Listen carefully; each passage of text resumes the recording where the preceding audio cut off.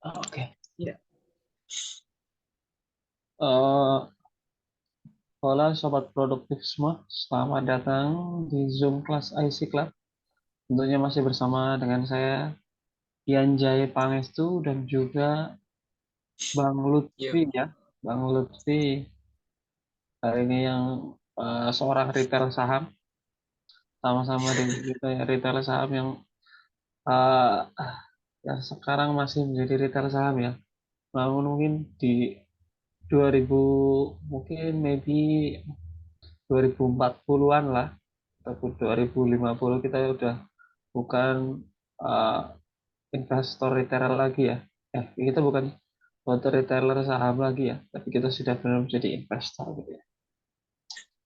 amin, amin, amin. Mantap. Eh, Pada kesempatan kali ini ada beberapa poin yang ingin saya bahas ya. Tapi ada satu hal yang saya garis bawahi untuk Zoom kelas kali ini. Sebelumnya mohon maaf kalau suara saya ini agak terdengar mendengung gitu ya. Karena saya dalam beberapa hari kemarin setelah Tidak, ya. diterpa badai hujan, uh, Kan ini Bang, diterpa ISG.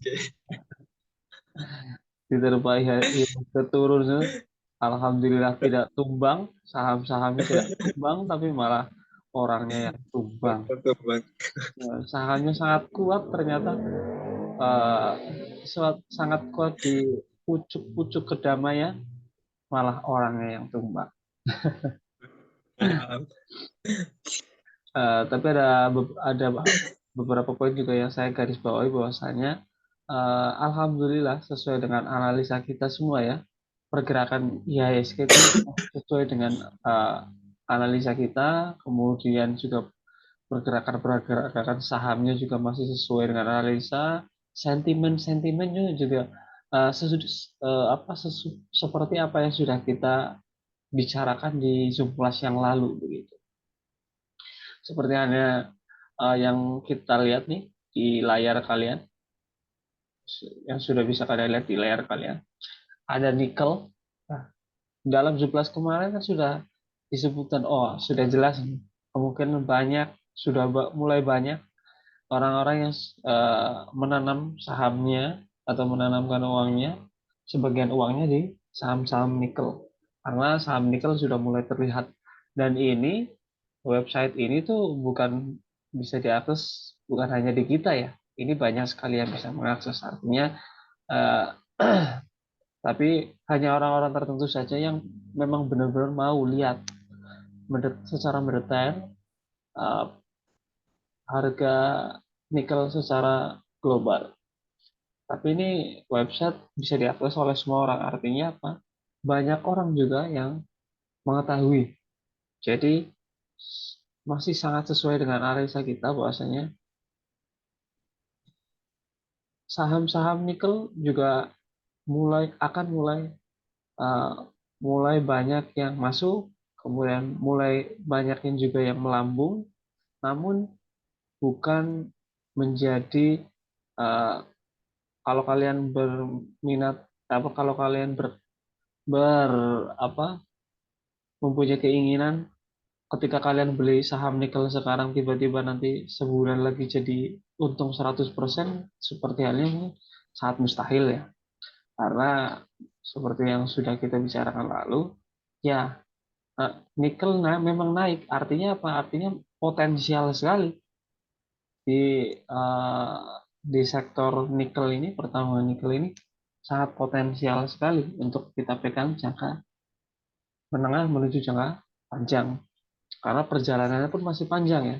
Seperti eh, di pembukaan presiden kalau kalian di KTT B20 ya, di B20 itu kan di situ eh, di situ dijelaskan bahwasanya presiden minta banyak sekali dari beberapa negara terkait dengan pembuatan baterai untuk kendaraan listrik gitu ya.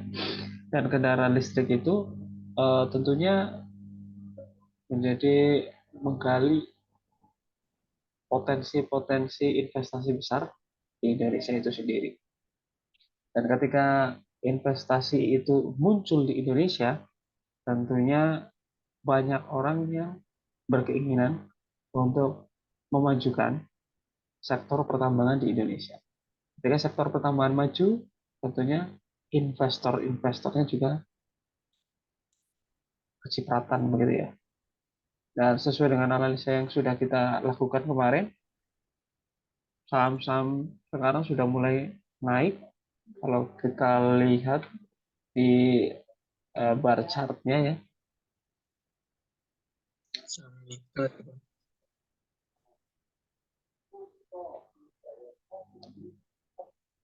bar chart. Oke, kalau di sini tadi itu kan harga nikel secara global ya. Kalau kita investasi kan investor kan bukan investasi di harga globalnya ya, tapi kita berinvestasi itu di perusahaan-perusahaannya. Ah, oke lah ternyata ini. Ini internet saya nih IndiHome ini sedang kacau sebenarnya di daerah saya, bukan hanya di rumah saya aja. Ternyata saya cek di mana-mana juga ternyata banyak yang sama, sering error, ya, sering tiba-tiba disconnect. Itu sudah aneh sekali, nggak tahu kenapa. Padahal sudah menggunakan kabel yang paling bagus, itu kabel fiber optik ya, tapi hasilnya sama saja. Entah kenapa itu. Tapi nggak masalah, kita ada beberapa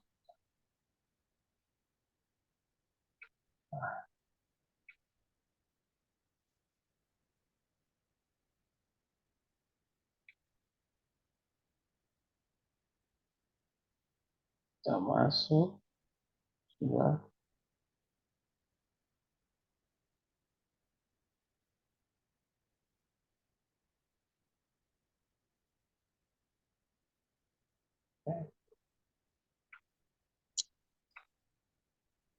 Wah, Prime lama stock. sekali dia di prime stock ini.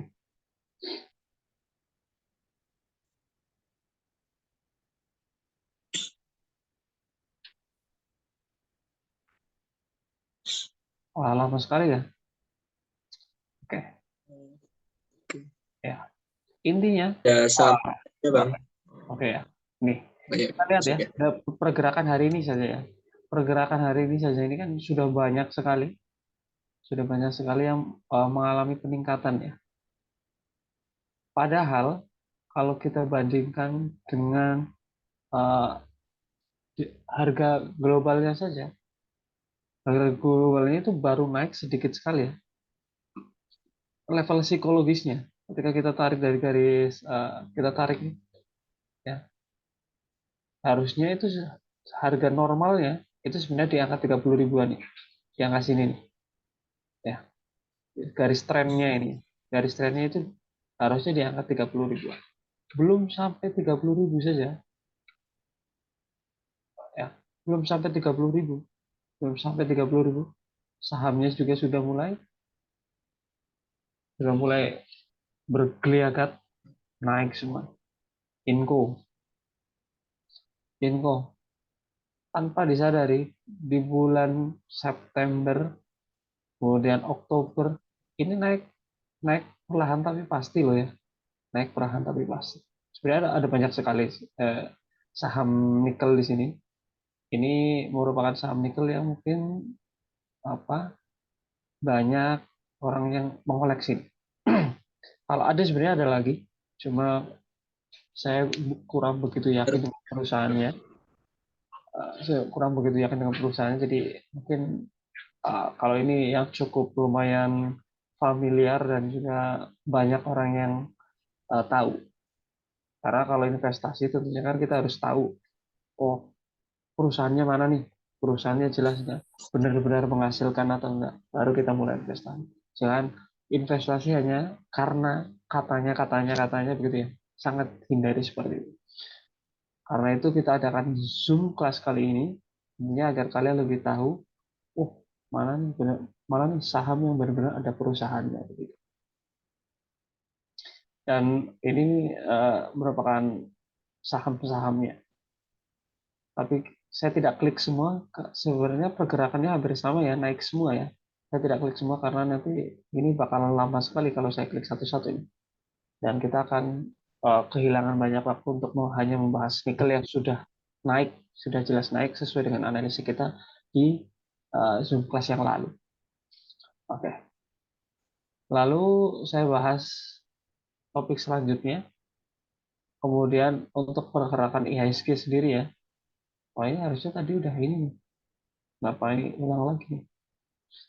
Untuk investasi emas, ya kalau menurut saya investasi emas itu sekarang sudah sebenarnya sekarang itu kalian harusnya sudah berfoya-foya ya, yang mendengarkan jumlah kita ya, jumlah kita di beberapa minggu lalu ya, yang harga emas sedang turun, harga emas sedang turun. Justru kita beli waktu harga emas sedang turun. Nah sekarang harga emas mulai naik, baru tahan dulu, jangan buru-buru beli lagi, tambah muatan, habis uang kalian, tidak untung-untung gitu ya. Nah, ini untuk investasi emas. Tapi investasi emas itu modelnya untuk jangka panjang. Artinya ketika kita nggak bisa seperti saham ya, yang kita bisa untung 10%, 20% dalam beberapa waktu ya, nggak bisa seperti itu. Jadi pergerakannya sangat lama. Tapi di saat emas itu sedang banyak sentimen negatif, kalau menurut saya di situ justru momen yang bagus untuk kita beli emas itu sendiri. Dan sekarang emas ini sedang mulai naik, mulai naik. Kalau masih mulai naik, boleh sebenarnya masih diakumulasi. Tapi kalau sudah naik tinggi, lebih baik kalau menurut saya hindari dulu, lebih baik investasi di yang lain. Karena emas itu sangat kecil sekali ya pergerakannya ya. Jadi tidak bisa tiba-tiba langsung untung 10%, 15%, itu sangat jarang sekali. Itu untuk eh, dalam dalam bidang emas ya, ataupun emas batangan. Kemudian ada kabar yang buruk sebenarnya, yaitu PHK ya, banyak sekali PHK nih. Banyak sekali PHK perusahaan-perusahaan, baik itu eh, perusahaan konveksi, lalu perusahaan-perusahaan sepatu, perusahaan-perusahaan lain banyak sekali yang melakukan PHK, banyak sekali. Kalau kalian lihat berita, baca koran dan lain-lain, pasti di situ banyak juga berita-berita perusahaan ini PHK banyak orang. Bahkan e-commerce itu mereka juga PHK banyak sekali karyawannya ya. Amazon sendiri yang di luar negeri yang perusahaannya sudah sangat besar ya, bahkan sahamnya itu sudah membuat ratusan orang bahkan ribuan orang jadi orang kaya, dia harus PHK 10.000 karyawannya. Goto sekarang juga sedang memangkas karyawan, Bukalapak semuanya ya. E-commerce sedang memotong biaya operasional perusahaannya. Artinya akan banyak sekali orang-orang yang kehilangan pekerjaan. Dan tentunya akan sangat berpengaruh terhadap perkembangan perekonomian di Indonesia. Karena itu di beberapa minggu yang lalu saya sudah sebutkan bahwasanya IHSG mungkin akan kalau di bawah 6.000 itu sangat susah ya sebenarnya. Karena sepertinya karena Indonesia itu pergerakan laju ekonomi Indonesia sesuai dengan kemarin yang diumumkan Presiden itu masih aman-aman saja. Tapi dengan banyaknya kasus PHK ini itu membuat kalau menurut saya membuat laju perekonomian Indonesia juga tambah melambat. Nah, dengan tambah melambat, otomatis pergerakan IHSG juga kalau menurut saya kemungkinan juga akan melambat lagi. Jadi saya masih optimis dengan analisa saya bahwasanya di sampai akhir tahun ini mungkin ya, atau mungkin sampai awal tahun depan itu kemungkinan IHSG bergerak di bawah 7.000, tapi mungkin di atas 6.500-an. Jadi untuk 7.500 ataupun 7.200 300 kalau menurut saya agak berat gitu, kalau melihat dengan sentimen-sentimen yang ada ya. Karena kita kan beracuan kepada hal-hal itu. Tapi tiba-tiba ketika Indonesia tiap orangnya mendapat 5 juta secara mendadak, tentunya itu sudah beda lagi kasusnya ya. Gitu. Kemudian ada di sektor properti. Sektor properti juga sebenarnya saya ada beberapa perusahaan properti yang menurut saya oke nih, sebenarnya bagus. Ada. Cuma itulah kembali lagi ya, investasi kan beberapa strategi investasi. Salah satu strategi investasi itu kan cicil beli ya begitu ya. Cicil beli ketika memang posisinya bagus, cicil beli. Kemudian ketika dia turun berarti harganya lebih murah dong. Kalian beli lagi itu bisa sekali. Dan ada beberapa perusahaan juga saya sudah mulai cicil beli, dan mungkin nanti kalau ada kesempatan mungkin saya akan share juga di grup Telegram kita. Tapi momentumnya, tentunya kalau bicara investasi kita kan bicara momentum juga ya. Kapan nih perusahaan kita akan naik? Gitu. Kapan perusahaan yang kita investasikan di situ itu akan naik? Kalau melihat momentumnya sendiri, eh, perusahaan di sektor properti belum akan menguat di tahun-tahun ini ataupun awal tahun depan, kelihatannya masih cukup berat ya. Karena apa? Karena KPR itu sendiri itu naik secara perlahan, itu naik ya. Kalau kita lihat di sini ya, eh, sekarang ya, selama 3 bulan beruntun hingga Oktober lalu dengan total 125 basis point menjadi 4,75% ya. 4,75% ini. Lihat, dari 2017 naik naik, lalu turun, terus menerus turun, 2019 turun, 2022 sekarang naik menjadi 4,75%. Nah, 4,75% ini eh, Bank Indonesia ya, suku bunga acuan Bank Indonesia. Nah, emang ketika suku bunga acuan Bank Indonesia itu 4,75%, yang akan lalu jatuh di tangan kita 4,75% juga. Itu nggak mungkin ya, karena kan kita menghutangnya bukan ke Bank Indonesia ya, kita berhutangnya ke Bank Rakyat Indonesia, Bank BCA, Bank BNI, Bank Mandiri, dan sebagainya. Tentunya mereka juga mengambil untung dari suku bunga acuan ini. Artinya dia menaikkan bunga acuan lagi. Sehingga yang akan terjadi adalah properti itu permintaannya menurun. Terbukti memang dari beberapa perusahaan properti itu labanya sedikit berkurang gitu ya. Karena permintaannya berkurang, tentunya labanya berkurang. Dan itu menunjukkan bahwasanya uh, akan sedikit ada koreksi untuk di sektor properti, dan tentunya itu juga berkaitan dengan uh, konstruksi juga hampir-hampir sama lah. Kemudian ada satu sektor lagi yang ingin saya bahas, yaitu terkait dengan uh, PLTU ya, pembangkit listrik tenaga uap ataupun lebih batu bara. Batu bara sendiri ini sudah diketok palu bahwasanya 2050 dunia stop untuk menggunakan energi kotor ya.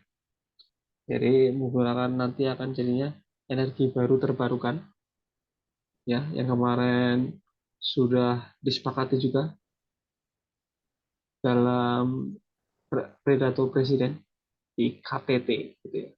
Kalau kali saya beberapa kali menyimak di YouTube ada KTT 20, baik itu pidato presiden, baik itu pertemuan Joe Biden dan lain-lain. Itu kan mereka kan apa ya, salah satu orang penggerak di bidang dunia saham begitu ya. Dia ngomong apa-apa, dia ngomong apa aja karena saham bisa berubah karena perkataan dia, karena kebijakan negaranya. Jadi saya lumayan cukup aktif di situ untuk melihat apa yang terjadi di situ. Dan itulah beberapa sentimen yang bisa saya bagikan ya, di momen kali ini. Dan kabar baiknya bahwasanya kemarin untuk sektor nikel ya, sektor nikel uh, sudah mulai banyak bermunculan, akan ada pembuatan baterai di Indonesia ya, tentunya bekerja sama dengan perusahaan-perusahaan yang ada di Indonesia. Salah satunya mungkin ada kemarin ada ADMR. ADMR juga sudah mulai ada kontrak kerjasama. Kemudian ada Inco ada kerjasama. Kemudian juga Indika Energi. Dia bukan hanya di batu bara ya. Indika Energi ternyata juga punya anak perusahaan ya. Anak perusahaannya itu yang bergerak di bidang nikel. Kemudian sudah mulai bekerja sama untuk pembuatan batu listrik ya. Untuk pembuatan batu yang digunakan cadangan di mobil listrik. Dan tentunya ketika mobil listriknya banyak, ya, ini akan butuh pasokan batu listrik yang banyak. Dan pasokan batu banyak yang banyak itu bisa kita masukkan ataupun kita bisa suntikan sumber dananya dari kita. Itu kita bisa investasi di situ. Dan itu kalau menurut saya masih sangat potensial. Jadi jangan khawatir yang eh, ketinggalan nikel ya. Waduh bang, maaf, saya telat belum beli nikel, telat. Tenang saja, ya. Pasti ada momennya nanti. Pasti ada momennya eh, harga nikel akan kembali turun lagi, tapi tidak untuk downtrend. Ingat ya, tidak untuk downtrend. Trennya memang sedang masih positif dan prospeknya juga sangat positif. Gitu.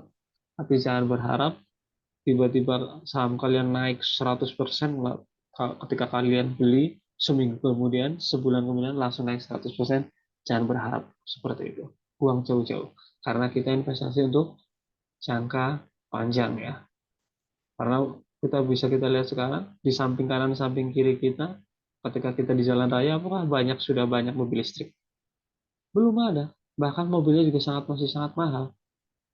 Lalu ketika mobilnya sangat mahal, batunya emang dicari. Ketika banyak orang yang ketika banyak orang yang belum menggunakan mobil listrik, mau batu listrik buat apa? Batu mobil listrik buat apa? Batu kendaraan listrik buat apa? Kalau nggak ada yang pakai motornya, kalau nggak ada yang pakai mobilnya, kan begitu. Jadi insya Allah masih sangat memungkinkan baik kita untuk membeli saham-saham nikel, tapi prospeknya tuh jangka menengah menuju jangka panjang gitu ya. Dan jangka sangat panjang juga kalau menurut saya masih sangat potensial. Itu aja. Terima kasih dari saya, Dian Jaya Pangestu. Eh, Nanti untuk barangkali ada pertanyaan dan lain hal, nanti ada di sesi 2, yaitu di bersama Bang Retail Saham ya. Oke, Oke, ya. itu saja sentimen kali ini. Kemudian selamat juga buat teman-teman semua yang sudah cuan berpuluh-puluh persen ya.